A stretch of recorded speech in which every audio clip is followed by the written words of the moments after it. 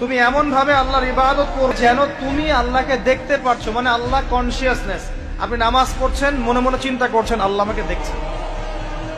আপনি ব্যবসা করতে বসেছেন, মাপছেন, ওজন দিচ্ছেন, একটু কম বেশি দেওয়ার সুযোগ আছে, কাস্টমার দেখছেন আপনাকে, কিন্তু আপনি চিন্তা করছেন আল্লাহ আমাকে দেখছেন। আপনি কি বুঝতে পারছেন কি বুঝতে পারছি?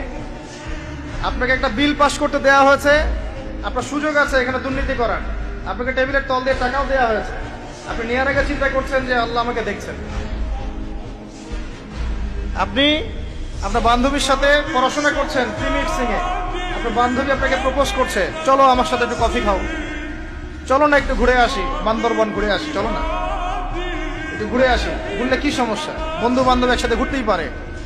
আর আমি তো তোমাকে ভালোবাসি, তোমাকে বিয়ে করবো, সমস্যা কোথায়? তাই না ভাই?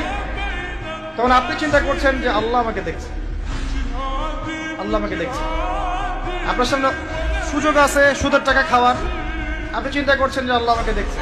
সামনে আপনার জমি আছে, আপনি তামাক লাগাবেন না কলা চাষ করবেন, এখন তামাক লাগাতে গিয়ে চিন্তা করছেন আল্লাহ আমাকে দেখছে।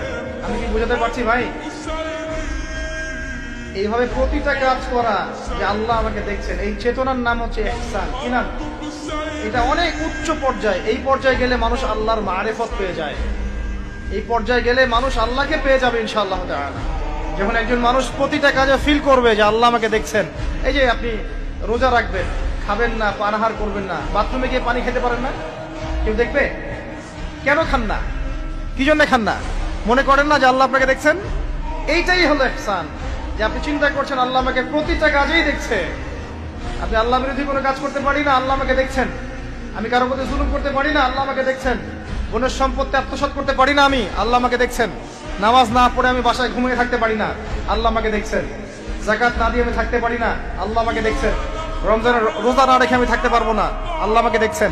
আমি পর্দা না করে বেহায়ের মতো চলতে পারি না, আল্লাহ আমাকে দেখছেন। এই চেতনার নাম কি? ইহসান। মনে থাকবে ভাই।